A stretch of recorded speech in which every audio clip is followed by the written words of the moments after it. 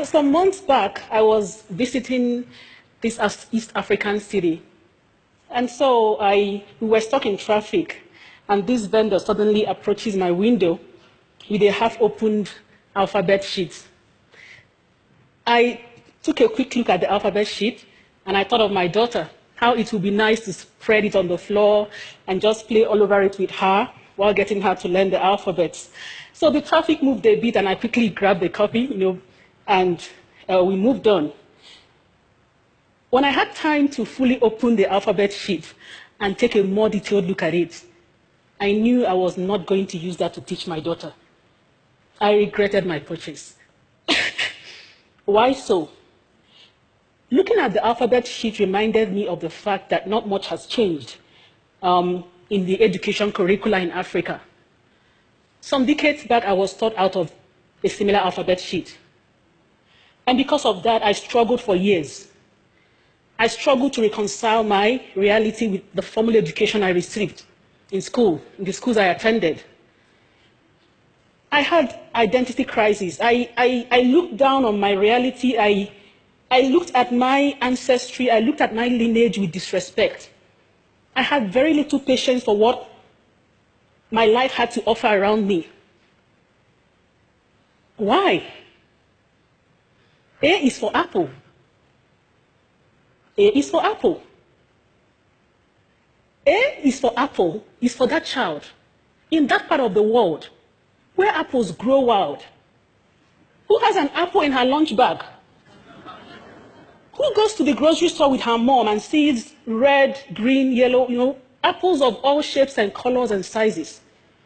And so introducing education to this child with an alphabet sheet like this fulfills one of the major functions of education, which is to introduce the learner to an appreciation of the learner's environment and a curiosity to explore more in order to add value. In my own case, when and where I grew up in Africa, apple was an exotic fruit.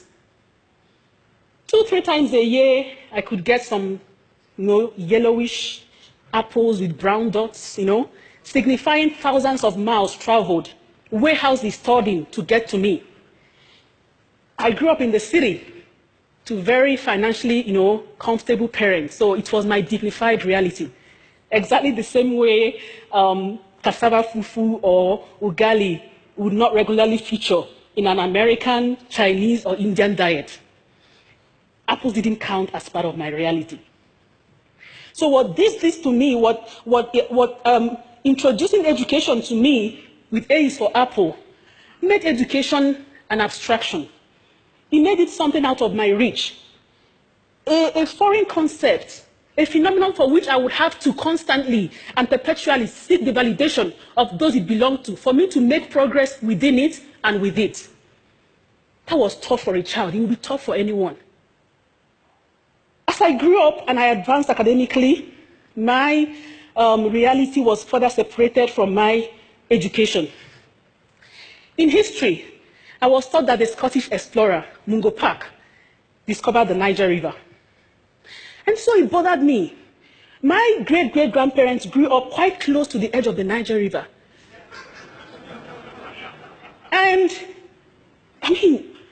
it took someone to travel thousands of miles from Europe to discover a river right under their nose. No.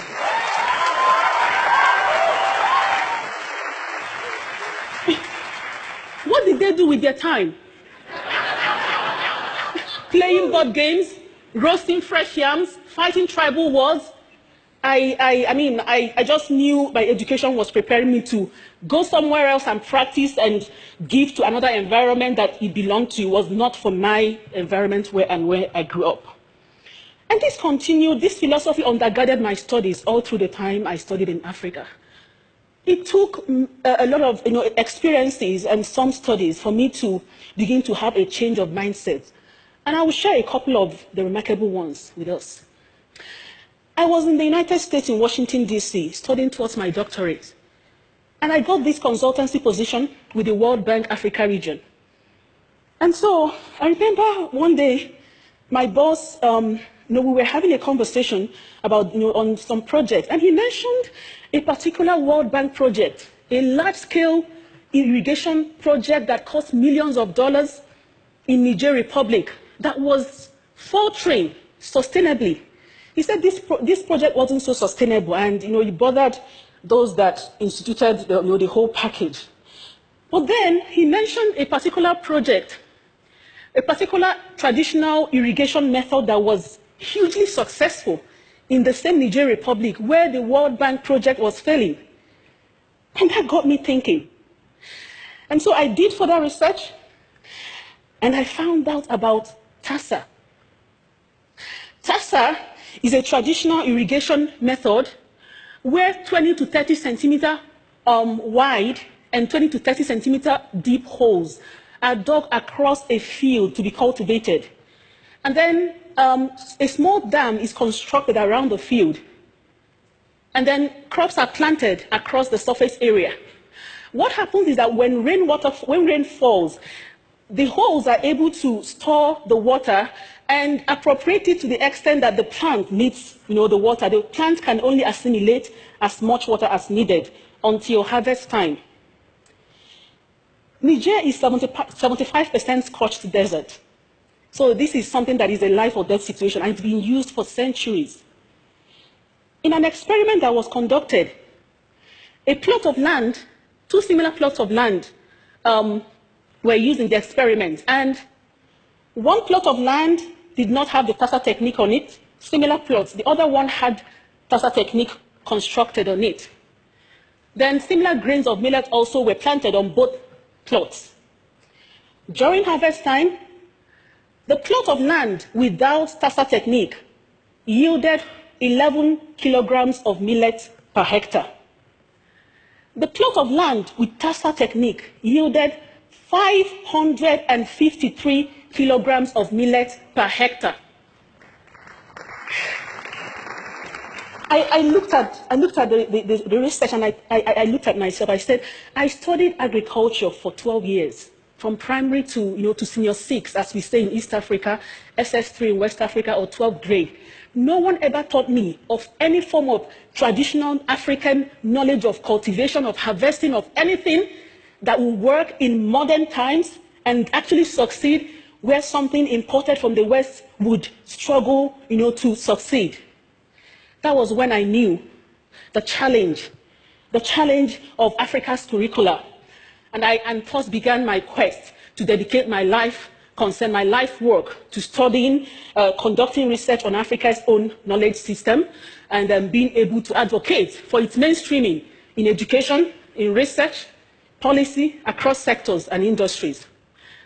Another conversation and experience I had at the bank, I guess, made me take that final decision of where I was going to go, even though it wasn't the most lucrative research to go into, but it's just about what I believed in. And so one day my boss said that he likes to go to Africa to negotiate World Bank loans and to work on World Bank projects.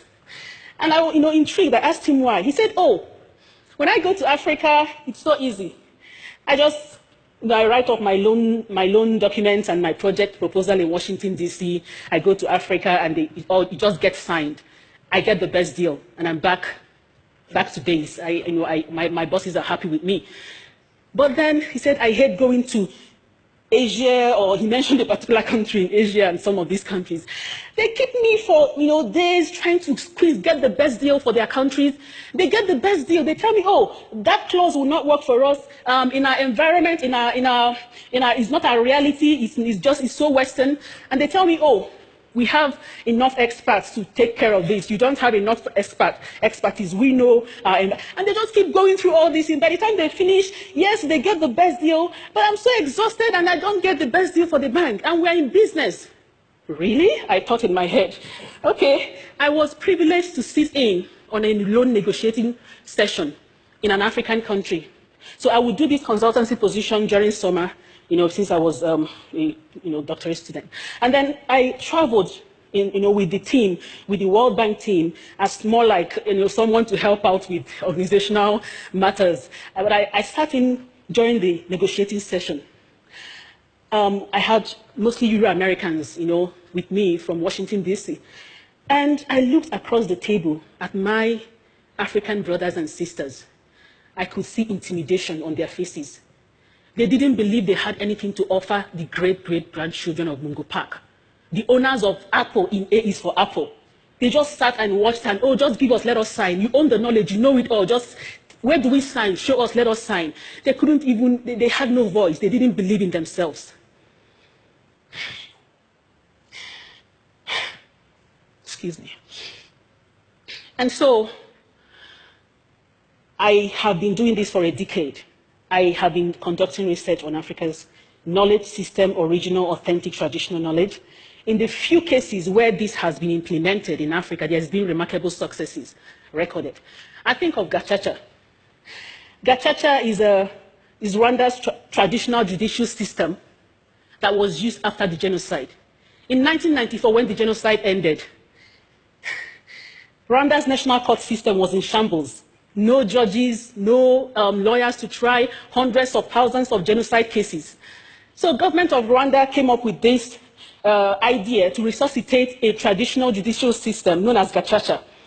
Gacaca is a community-based judicial system where community members come together to elect men and women of proven integrity to try cases of crimes committed within these communities. So by the time Gacaca concluded its trial of genocide cases in 2012, 12,000 community-based courts had tried approximately 1.2 million cases. That's a record.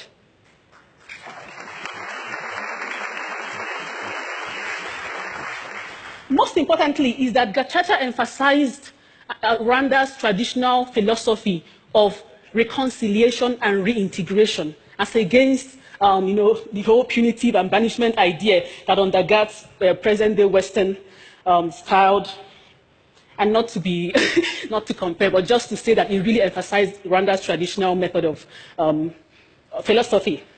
And so it was Mwalimu Julius Nyerere, former president of Tanzania, who said that you cannot develop people. People will have to develop themselves. I agree with Mwalimu. I am convinced that Africa's further transformation, Africa's advancement, rests simply in the acknowledgement, validation, and mainstreaming of Africa's own traditional, authentic, original, indigenous knowledge in education, in research, in policymaking, and across sectors. This is not going to be easy for Africa. It's not going to be easy for a people used to being told how to think, what to do, how to go about it. A people long subjected to the intellectual guidance and direction of others, be it the colonial masters, aid industry, or international news media. But it is a task that we have to do to make progress. I am strengthened by the words of Joseph Shabalala, founder of the South African choral group, Lady Smith Black Mambazo. He said that the task ahead of us can never, ever be greater than the power within us. We can do it. We can unlearn looking down on ourselves. We can learn to place value on our reality and our knowledge. Thank you, Asante San. Thank you. Thank you.